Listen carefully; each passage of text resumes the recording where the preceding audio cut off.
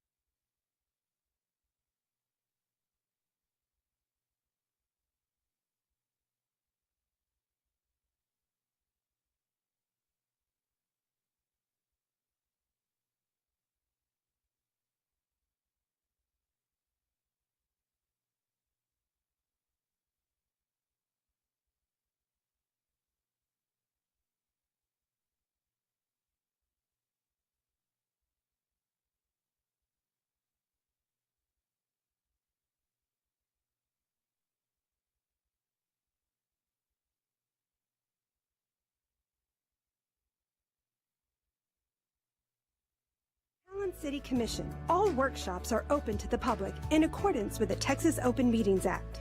These workshops allow for detailed staff presentations. Is it okay? Good afternoon, everyone. I'll call this joint workshop to order. I'll call the meeting to order for the McAllen City Commission. And I call the meeting to order for the Public Utility Board. Who do we have up?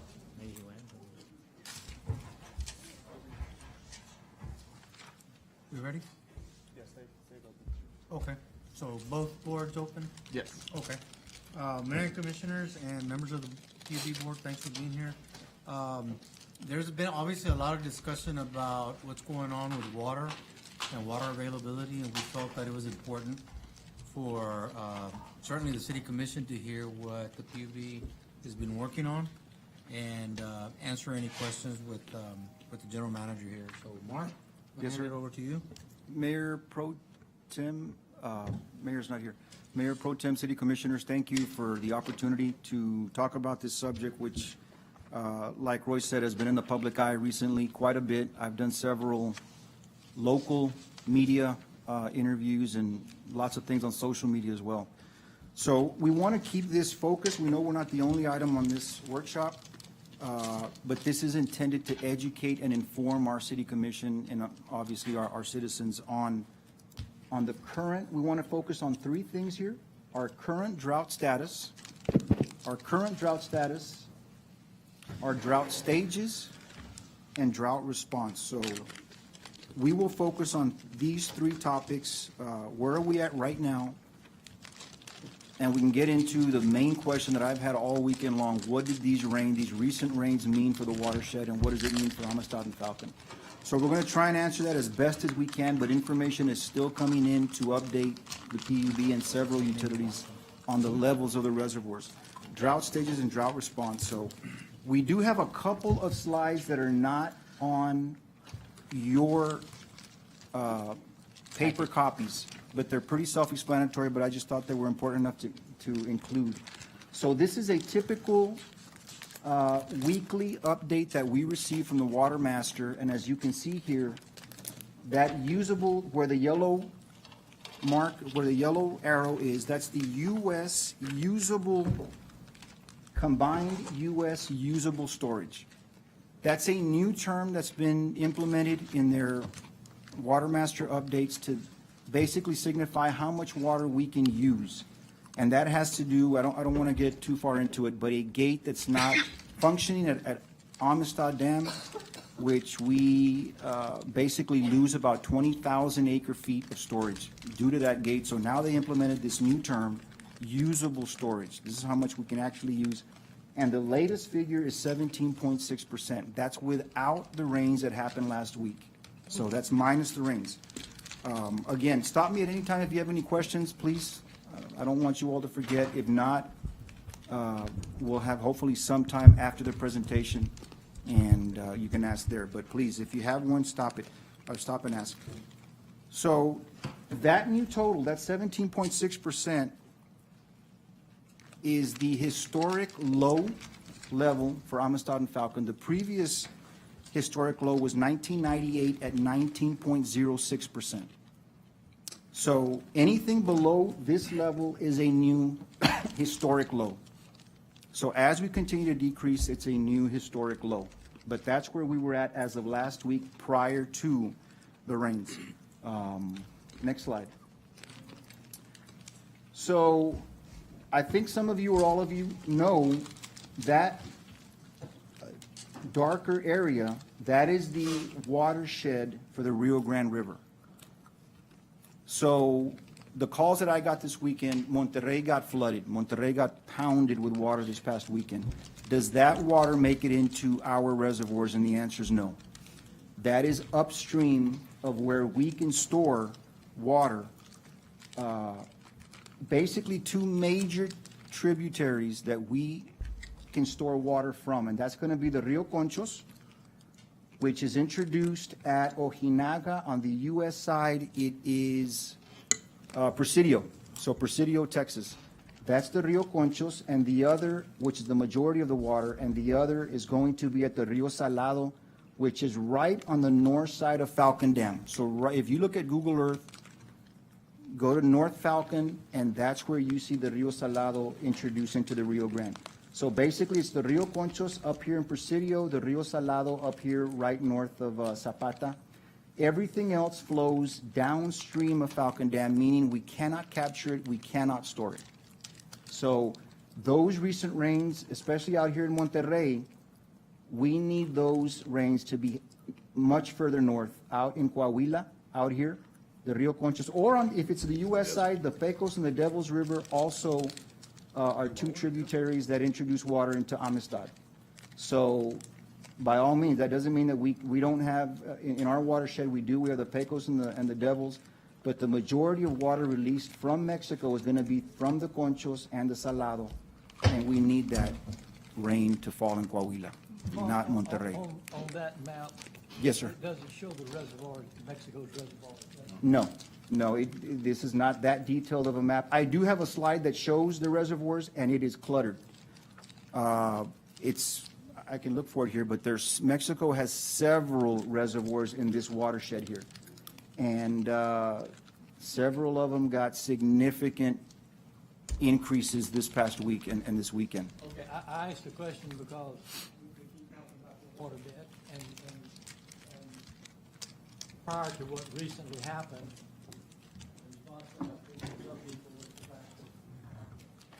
their watershed, their reservoirs are low also. Right. There's a lot of agriculture going on there. But right now, they are flooded. Yes. Monterrey especially got a tremendous amount of, I think that's good information that the federal government needs to know. right. And just, I believe it's this slide here. This shows all the minor and major tributaries and their reservoirs, and there's several in the watershed on the Mexican side. But like I said, very, very few are diversion points for the U.S., which is basically the Rio Conchos and then the Salado out here at north of Falcon Dam right here. The others are very minor tributaries that very little water will divert to the Rio Grande from there, unless those reservoirs are going to be breached. But that's a good question.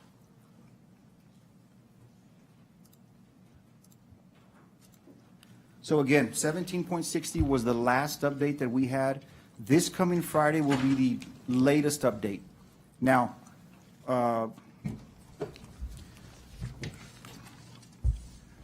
we have been in talks with our U.S. representative, Monica de la Cruz's office, to ask about the aid to Mexico.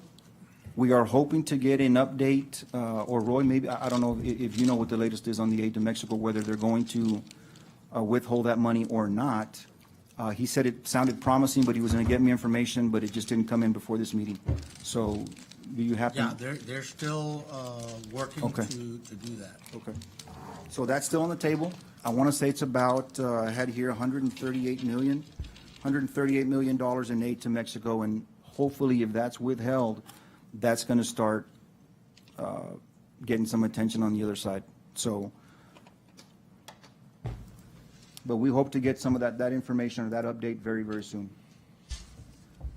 So, but by preliminary accounts, 41,000 acre feet reached the reservoir at Falcon. 41,000 acre feet, which for combined U.S. storage equals, and I was on the phone with Sonny Hinojosa earlier today, that's about less than 1%. Now, that's total water in the reservoir. 1% of capacity increase. That's not U.S. ownership. So it could be less than that, but they want us to wait till Friday to have a more accurate update on the levels of U.S. combined ownership. You all have seen this probably many times, just to show you where we're at. The U.S. percentage, so you'll see that this is lower than what was down here in 1998, the previous low. Now we're at 17, and that's a historical graph on U.S. ownership at Amistad and Falcon. You've also seen this. This is the typical repayment of water, the Mexican water releases that are supposed to follow this line of 350,000 acre feet per year, where they ultimately reach the 1.75 million acre feet. However, this is where they're currently at. Total delivered 385,000, which is just over 1 year, really. 385,000 is about right here. And we're in the last year. So October of 2024, we're probably somewhere here. They should be over a million. Well, they're in arrears by 882,000 acre feet. So they should already be, it's here, 1.2 million. and they're at 385,000. So that's no, I think everybody knows how far back they are. I want to skip over some that just kind of, that are redundant.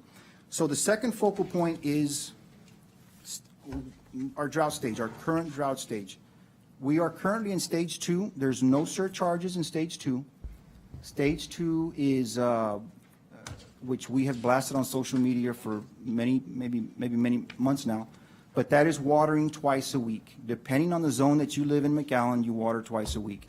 Stage 3, however, is a different, is a different story, and that's where surcharges will be levied. So if you look at stage 3, which is 15%, right now you saw the graph that was, or the numbers that was 17.8%.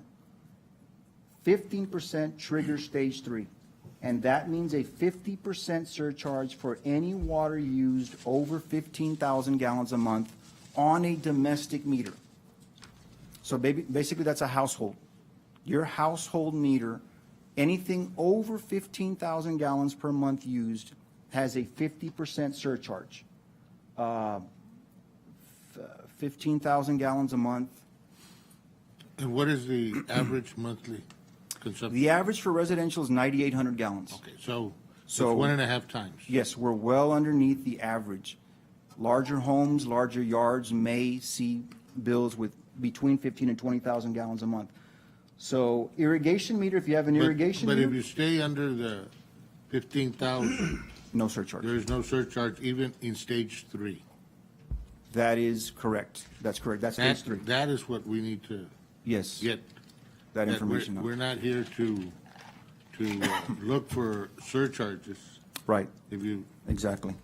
if you stay to a conservative mode of using water, Right, you still should not have a surcharge. correct, Okay. correct. Now, that's on the domestic meter, so And on the trigger of 15%, what is that? Is that one day hits below 15 and we go, or is it something more than that? Weekly average? that's the ordinance, that's the threshold. So to that question, Mr. Chairman, if we receive an update and that update from the water master is below the 15%, that's when we will trigger. Now, historically, the last time that we, even stage 2, some years back, or even this past year, what happens many times is that you will reach that trigger, so we will be at 14.9%, let's say. We implement stage 3. There's a storm in the watershed that increases to 15.2, and now we're off. And that's what we want to keep. We don't want to confuse the residents and say, this week we're on, this week we're off. So typically, like stage 2, we waited till it was about maybe 1% below, to where we knew it was going to be a significant amount of time, and it wouldn't be week to week changing the information or the stage to our residences, our residents. So, so that's, What's the process for that? Is that something that the city commission has to implement by ordinance once you reach that stage? Or is no, it automatic? no, PUB, we implementation? automatically implement that. Now, our drought contingency plan is approved by the city commission, but once that's approved, then we go ahead and implement the stages. But you said the ordinance states 15%, Correct. but you still 15%. wait to implement it until it's 14%. If it's Well, 14.9, I just, and that's, we can discuss that at board Well, level, but if it's 14.9, we'd hate to implement that. What I'm saying is, I guess what I'm getting at is, there's, the ordinance itself, there's some flexibility and discretion that you're using, Correct. right? Correct. So you could do the opposite. We could say, hey, 14.9 for the security of our water, we're going to put stage 3 restrictions, but that doesn't mean you have to lift them just because they're at 15.1. You could say, we're going to maintain this for 30 days minimum, right? true. So you That could could- go yeah. the opposite way, more conservatively, and Could work say, the other way. stage 3 restrictions are going to exist for a 30-day period. At that time, it'll be reassessed, right? That's a good point. We could or something to do the that reverse nature. of it, right? Yeah, Right. The So ordinance, yeah, gives the general manager that discretion. that and discretion. authority. Yeah. Okay, other than the 15,000, the 15 1,000 gallons. 1,000 gallons, okay. What about watering days? Does it go Same. down to 1 or No. stays at 2? It stays at 2. It stays at 2. And what Right. about on commercial? Well, so this is, before I get to commercial, let me just quickly talk about the irrigation. So we have a few thousand, maybe 5,000, 6,000 irrigation meter accounts where folks have a separate meter for their irrigation system. That's a 50% surcharge over 10,000 gallons per month. And that is also over the typical average that an irrigation meter will use. So, but if you do exceed 10,000 gallons per month on your irrigation meter, that's also a 50% surcharge. Now, commercial is a little, not a little, it's a lot trickier. We're going to try and simplify this as best as we can, but if you read the commercial, an industrial metered customer shall pay a 10% surcharge for any water used over an amount equal to 80% of the maximum monthly consumption over any one billing cycle out of the last 12 months preceding the month in which the Stage 3 designation is implemented. So what we're going to do is look back 12 months, and anything on a commercial establishment exceeds 80% of the highest month, that's the surcharge. Now, we had a meeting, our staff meeting to discuss this. We can picture that, we can draw that out. The challenge of having the system, implementing that in the system is a challenge, but we're already working with the vendor. Should we get to that point where we trigger Stage 3 to have the system calculate that for us? So, but like I said, that's a little bit, that goes back to monthly averages, 80% of your maximum month in the last 12 cycles, in the last 12 months. And when was this, how old is this ordinance? When was the last time it was Well, reviewed, updated? We just updated it a couple of, maybe 6, 8 months ago. But this was from the, gosh, that's long before I was here that this was implemented. And we've never had to we've never had to go to Stage 3. So we're So then in new territory. So then 1998 was the last time it really looked at it and said, what does this document look Right. like? What does this stage look like? Right, Because that but was the last no, time it implemented. because even 1998 was Stage 2. Not even that got to 15%. So we never triggered Stage 3, even back then. When the document was actually written? I don't have that Well, information. it was Mr. Chairman. written, It's- but then it's been updated. Right. And again, it's not geared to punish, it's geared to have people be conscious about conserving water. Now, remember that calculation of, because I do remember the calculation, okay? The 80% and doing that, that's because you're looking at the major users. You can really, there's major users, and the city is one of them, okay? True. The city is one of them. We pay for our water, okay, to irrigate, other than the ones that we get from the District 3 or District 2 or District 1, okay? But a vast majority of our water consumption is potable water from the PUB. Right. And we fall under that ruling right Commercial there. account, right. The commercial ruling in which, we have to practice conservation also as city. And so that's why those percentages were implemented Right, way years ago. right. But it's That's a good it's a point. good one. And you're down. You're trying to conserve 20%. That's why it's at 80% of your. You go into a surcharge if you use more than 80% of what your average use was. Right. And it's still, that's a comfortable level because it's 80% of your highest month in the last 12 months. So Yeah. it's not too restrictive. But having said that, I had a very I tried to simplify as best as I can because it's based on the water rates that you just saw very quickly. But can you go back? Real quick? Sure. I was just thinking about something. That, or, No, the 80%, 10%. Okay, so commercial 10% surcharge. Why the disparity between 10% and 50% on residential? Commercial can deduct for tax purposes and the other ones don't at all. It does seem like it's kind of you're supposed to be trying to deter, but, I mean, that seems kind of punitive. Right. I think the reason is, Mayor, is like Commissioner Aguirre was saying, the commercial establishments, a lot of those commercial accounts are very high. 50% surcharge on that level of consumption would be Big. punitive. I mean, that would And be. those are people that employ people, okay? I mean, these are industries that use and consume those types of. Right. Those are, yeah, very many that Yeah. could probably be over 1 million So gallons a it's month. not, it's not, people that are just irrigating this No, and I that, no. understand, but Right. you also have people that are on a fixed income, especially the older people and those Right. that could make it a little bit difficult. I think- And I really think we need a push to, hey, stop utilizing water if not necessary. Right. But And- we also got to be careful. Right, Mayor, and to that point, that 15,000 gallon per month, Yeah.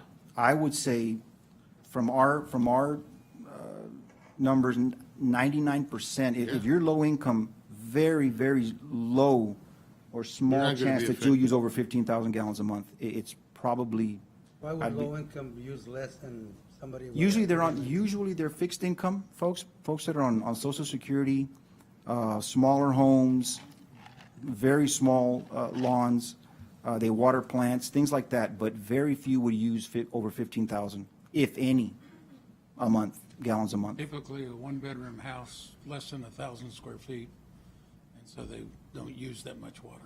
I guess The the, Hispanic community, you can have a one-bedroom house and have 5 kids. Yeah, I understand. That's But true. I'm saying typically. you know, I don't, if I could, Mr. Chairman, I don't want to get into the weeds of, you know, how this would impact, because it's just too hard to look at the conceptually. But when I look at this, I got to tell you, when I look at it as an overview, it doesn't really look, if the whole design is to get people or to encourage and to use, I guess, the financial thing to encourage people to use less water, I don't really see this doing that. I mean, let's take a look at the first one. And what you're telling me is, well, you know, we're going to pay you an extra if you go 1.5 times what you normally, or what the average person uses. Well, I mean, that's a lot of water. Right. They're unlike, as you said, 99% are unlikely to do that. So I don't see the water conservation. Yeah. Well, So then I go to the third one, and, you know, the one you've already told me it's kind of difficult to figure that out, so that suggests to me that probably, you know, may desire a little bit more, or look at something that needs to be changed. I don't know. That's what it tells me. It's what you told me. And then I look at it and say, okay, if I'm a large 1 million gallon user to make my widget, and am I really gonna, because I've got to meet payroll, I've got to meet these jobs, perhaps they're an EDC requirement that I even meet that from some help I got there, which is great. We want to sell more water to all these people. But is it, you know, is a 10% surcharge going to encourage them to conserve water? Right. And that's because they're only paying 10% really on 20% of the water they're normally going to use. Right. And so that's the concern that I have. And the only reason I asked about the last time it was looked at or updated, because it just doesn't, I mean, if we're certainly not doing it to punish anybody. Right. But we are trying to encourage the conservation. Right. So two things real quick. Number one, this is intended to really start restricting the high water users. So stage 3 is not too restrictive unless you're a high water user, and that's really the intent of the conservation plan. My second point was, what was my second point? Well, stage 4 gets much more restrictive than stage 3. And that is where there's higher, stiffer penalties. But, yeah, stage 3, the reason that is because that's still at 15%. So if I could go back to the previous slides, you know, there were a lot of slides that I cut out. One of them was the water master will reserve 225,000 acre feet for municipal use every single month. So as far as municipal water goes, at 15%, we are still, we're in a comfort, we're at a high comfort level as far as water for municipalities. Because we got to remember, the water that's allocated out of the Rio Grande River, 80% is for ag use. 80%. 20% is for municipal. So we're talking about reaching, or the goal is 2% water conservation in these stages, 2% of the 20% that's used. And I really could never understand that. I thought, wow, McAllen, Mission, Edinburgh, FAR, all these cities, it's only 20% Brownsville, Harlingen, until I drove over to La Villa for a ribbon cutting a few months, just a couple of months ago. And there's thousands and thousands and thousands of acres of land that's irrigated, and I understood the 80-20 rule. There's a lot of water that goes to agriculture, and that's by far the majority of the water that's used, that's allocated for the Rio Grande. So 20%, we're trying to hit the large users and get them to restrict some water. Now, stage 4 is going to be. But Mark, but hold on a second. Yes, sir. But if we look at for example, you said the low income that generally they don't even hit 15,000. Right. But if you get 1,000 of those, that can probably equal to a high commercial user. And they have absolutely no reason to even try to slow down because you say they don't reach 15,000. Right, but. What about reducing, if we really are trying to reduce Right. the usage, reducing the number from 15 to something lower, and maybe the surcharge also something lower? Because otherwise, those users have absolutely no reason to do anything Right. different. But really, Mayor, the average of those low-income users, I'm going to say, is about 5,000 gallons a month. So basically, they're already doing their part in conservation because they're a low water user. And you really, the intent of these is really to not tax the low water users. And many of them aren't even, I'd say they're below 5,000-6,000 gallons a Those are month. 5,000 or something, carry on. Next slide. They are. Basically, yes, because the conservation plan is really intended to hit the high water users.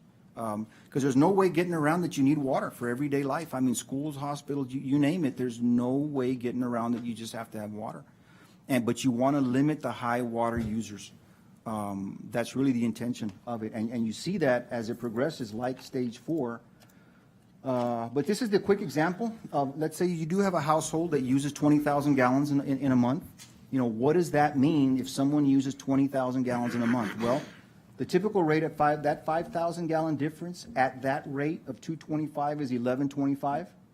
With our 50% surcharge, that 5,000 gallon difference is 338 really at 1688. So what's the difference? You're going to pay an additional $5.63 for that additional 5,000 gallons that you used over 15,000 gallons. So I try to make that as simple as possible. But what that means is if you use 5,000 gallons over that threshold where we start the surcharge, you'll pay an additional $5.63 for that month, additional to what you would have used. So, that kind of just gives you a snapshot of, okay, stage 3 means I'll pay, if I use 20,000 gallons a month, I'm going to expect to pay $5 more, Most people $5.60. will not even care about paying an extra $5.63. Most maybe won't, but at some point you'll start, especially in stage 4, you'll start to care, and businesses as well. Matter of fact, one of the things, Mayor, that I get questioned a lot on is car washes.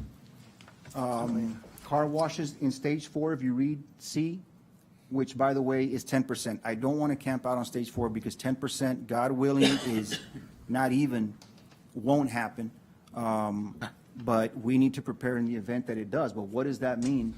Car washes and commercial service stations in the immediate interest of the public health, safety, and welfare shall be limited to 50% of their monthly average usage based on the last 12 billing periods or 12 months for each of such customer. After such uses, the general manager shall enforce this subsection by terminating water service. So they will be limited to 50% of the average, basically for the last year. Whatever that average was, they'll be limited to 50% of that. Again, that's at stage 4, Now, Mark, which is 10%. I assume we have never been at stage 4 before, right? Never, not even So- stage 3. So implementing that also sounds like a logistical nightmare for you guys, wouldn't it be? Because you'd have to, as soon as someone hits 50%, you got to send someone out to turn it off, Well, and then you got to turn it back on at the beginning of next month for a new monitoring period. right. One of the things, Commissioner, let me just go back really quick because I don't want to lose track on your question. Also, we go to 1 day a week watering. So that's the previous question that was asked about 2 days a week. Now stage 4 goes to 1 day a week. along with a 75% surcharge. But to go to your question, Commissioner, Hidalgo County is also, we're having Zoom meetings with the county. The county wants to try and unify. They don't want Edinburgh having a certain threshold and FAR having another threshold and McAllen having something different, which I'm at odds with the county a little bit on that, because I don't think that's the right response. Everybody has a different system. But to go to your question, we're probably 20% into our AMI changeout, our meter changeout. And some of you all's homes might already have an AMI meter, but what we can do is install an automatic smart meter at the car washes that will flag or trigger. We can establish that 12-month average, and when they exceed that, we'll know, making it easier to enforce.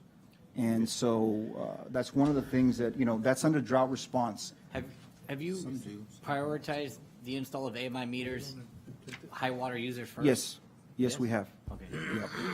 And keep in mind that most of the car washes currently Are recycled water. Right. Yeah, we know. They're probably much more greener than doing it in your than own a lot of other driveway. people are. And that the surcharges, I mean, to coin a phrase of a previous mayor, the reservoirs will always be full. The reservoirs are full. Don't say that anymore. He doesn't say that anymore. Oh, I know he doesn't. Yeah. But it's not likely that it's going to happen.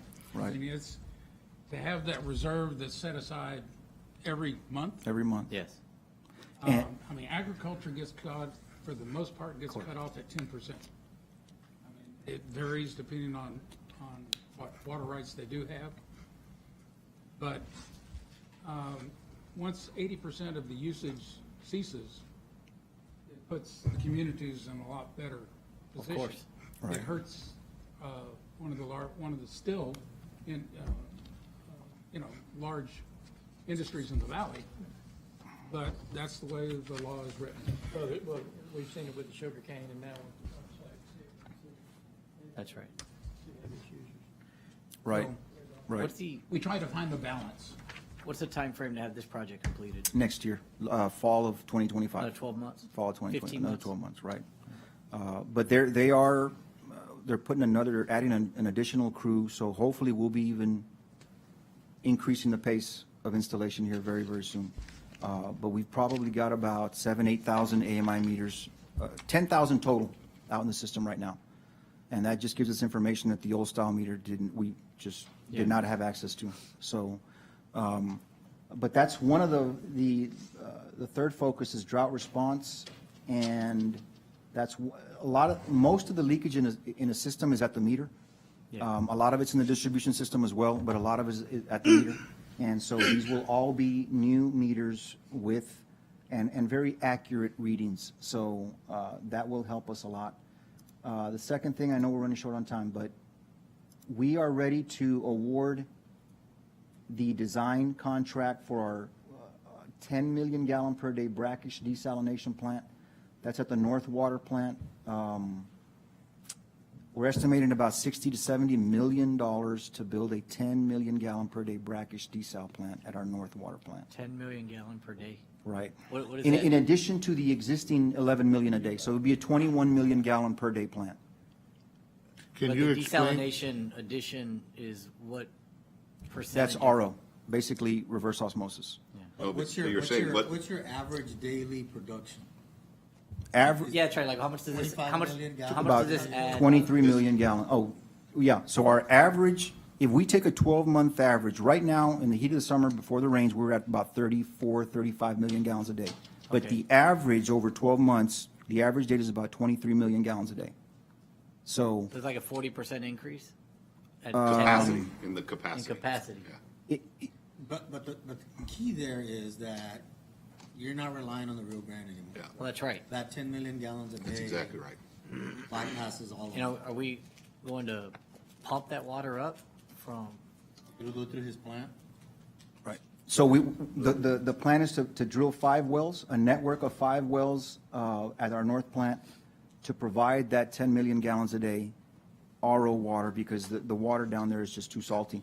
So we've got to go reverse osmosis. to remove the salts.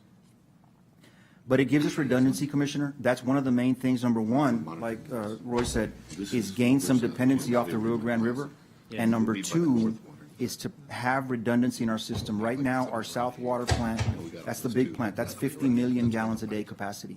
Our North plant's only 11. Okay. God forbid something ever happened to our South plant, the North plant cannot sustain the city's demand. So we want to, number one, like we've said for years, diversify our water portfolio, which is dependence off the Rio Grande River, and number two, have redundancy in our system, treatment system. Obviously, you're studying it. Yes, sir. Okay? Continuous. Because one thing is the cost Right. of the actual plant. Right. The other is going to be calculating your cost of running Yes. an RO plant and how it will affect. So, you might have the 10 million gallon capacity, but you might only, for blending purposes, because of your needs, you'll use, you won't use your 10 million gallons on a regular basis, only when you're getting to extremes like us, like right now or below. But you have to be real conscious of your operating cost. Your operating cost is much higher than your normal, water plant. So Say it another way, it takes a lot of energy. you have to blend, lot and of you'll blend your costs, so it won't be affecting. Right. The effect won't be as much. Correct. Right. But it does tell you what this city is doing to look at the catastrophes that could happen. Correct. Of that river, of that, Correct. of not being able to get any water from the river. It's very tempting, Commissioner Aguirre, to, for example, we see that cost estimate. A storm blows through, we're at 80, 90%, 100% of reservoirs now at Amistad and Falcon, and say, we'll do it next time. Yeah. Next time we're in a drought. And very, very tempting, but we just think it's the prudent thing to do. We just Right. have to do it. And once we do it, it's a balancing act. It a really balance. is. We have irrigation districts, and we balance that. Edward's here, our system director, water system director. But we balance how much water we take from each district, because we have contracts that are 100% take or pay. We have contracts that are 50% take or pay. We have contracts that are pay as you go, that aren't not take or pay at all. So we have to balance these three to minimize what we leave on the table at the end of the year. And it really is, that starts now, and we've been doing that for the last 3 years to minimize the cost of what we leave. So, but all of that is taken into account, Commissioner. This is, like I said, that's on our agenda for tomorrow, for the Yeah. PUB to award that design. No, I think it's good. Y'all are moving in that direction, like you said. Right. And the last thing is And local. the time horizon to build it, Mark, is what? We're looking at anywhere between 2.5 to 3 years. And the, That includes design, though. That includes design. That That includes does include design. I was in Austin a couple of weeks ago. The permit process to permit the discharge from an RO plant takes 1 year. And it's just unacceptable. Had a meeting with TCEQ to say that has to be expedited to take 1 year to study the discharge from an RO plant. So we are working with the state. They're open to an expedited process. That also has to go through the county. The county actually has to approve our discharge into that drainage ditch as well. Okay. We're working with Raul Cecin to do that, the county engineer. So we're working both local and state, and even working with other legislators to try and see if we can be in line for grant funding for this project as well. Well, there's also, the talks need to go with North Alamo Water Supply. Because North Alamo Water Supply is doing, actually, they're kind of more ahead of us in some brackish desalination plants that are small, but that they're doing. Right. But they're looking at their growth also. Right. So, there's nothing wrong with looking at what each others are doing and try to do something to save us money. Right. Okay, to Yeah. save us both monies. And we've been in talks with them about interconnects. And that's a good point, because like I said, every system is different. North Alamo Water stretches from 281 all the Huge. way to Port Mansfield. Well, you That's how mentioned big that La water supply Villa, is. that you were impressed with Right. La Villa and all that stuff. That's all North Alamo water supply. Right. But it starts, outside of Edinburgh. Right. And, It's the largest water supply corporation in Texas. and, That's right. Is it really? It oh, is. yeah. All the way to Port Mansfield. So they're forced to dig wells because they cannot build a treatment plant in so many locations with transmission lines. So they have to utilize I would groundwater. very encourage y'all to. Sure. To look at each other because it's a good, well, both of y'all will get knowledge. Right. Because this is a big money implementation. It And in is. today's world, cost of money's higher, okay? Sure. But it'll never get cheaper either, as in to build it. Right. So, Well, that's one thing that we always look at, as you might recall, Tony. The most important thing that we do is we try to project into the future. The design on this desal plant will be capable of expansion if we need it. We're going to be looking at alternatives to that also. While yeah, and we're at if you have the design and it's they call project ready or whatever it's called. Shovel ready, huh? Shovel ready, if there's a little angle to try to get some federal monies, for Right. that, it's usually on shovel-ready projects. Right, and we that will are be designed. applying. Yeah. And the last point is just that there's several local monitoring wells, water monitoring wells in McAllen. This is just from Expressway down in south. And the reason I kind of highlight south of the Expressway is that water quality is typically contains much less salt than north of Expressway 83. So we have a groundwater well at our South Water plant right here somewhere. Oh, maybe it's that one. But that pumps 1 million gallons per day consistently. I'd say almost maybe 95% of the year. And so the water quality is much better than groundwater up in North McAllen. So what But we'd even like that, to, we still blend, right? yes, we still blend. The water's at about 1,200 parts. The limit is 1,000. But because our surface water's at about 600 to 700 parts, we can blend the well water with our surface water. So it gives you an idea how much more saline it's going to be the farther north you go. And, Yeah. Right. the more saline it is, the more cost it is to. So we want to look at the possibility of also drilling wells in South McAllen where we don't have to, we could blend that water at our water treatment plant and just go much cheaper.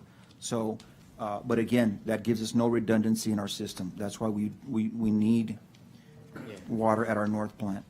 And the last thing is, that's the last step. It would be direct potable reuse, but that's, one of the things that we're doing that I did not put a slide in here is our recycled water program. So I believe we divert about 2 million gallons a day to the Champion Lakes Golf Course for recycled water. Tres Lagos is up, they're at 1.2 million gallons a day in recycled water. The energy plant is about 2 million gallons a day on Monte Cristo. So all of that water is recycled water that would have otherwise been from our water system, potable water system. So that continues. Our recycled water program it's second to none. It really is. So just want to let you all know that. I know that. And those are additional revenues. Correct. That are large, it's a large amount. Yes, sir. Of additional revenues to help keep the cost of our water down. Yes, sir. That's right. Yep. And keep in mind that, our average consumption and our peak consumption, we have capacity and water rights to provide our city over 60 million gallons of water a day. Now, that says that we've got an adequate supply for who we are right now. That'll take us a little ways into the future. But we have the capability to provide our customers with assured water supply now and beyond. And that's why we're taking the steps now, not 5 years from now. That's why we're taking the steps now rather than 10 years from now. And yes, amortizing that additional cost for our RO, yes, that's expensive. And yes, we've had, conversations with the two valley water systems that do have RO, between Brownsville and North Alamo. We're trying to overcome some of the problems that they've had and have that information so that when we go into design, we avoid those. And that we have a more efficient plant. And that's one thing that we've been very good at, is finding efficiencies in our production to reduce our cost per 1,000 gallons. And that's what we constantly look at. But blending water at a water plant, we may punch a few more holes and get another well or two on the south side. But we may be doing the same thing on the north side. Doesn't give us much capacity to work with. 50 at the south plant versus 11 at the north. But we're going to be looking at all of that. Well, there's no question, it's the future, so. Yes, sir. Any other questions, comments? Nope. Thank you so much. Thank you. Thank you, gentlemen. Roy, do we have time for Section 8, or just go into executive knockout of business? We can go into executive. We'll recess into executive session.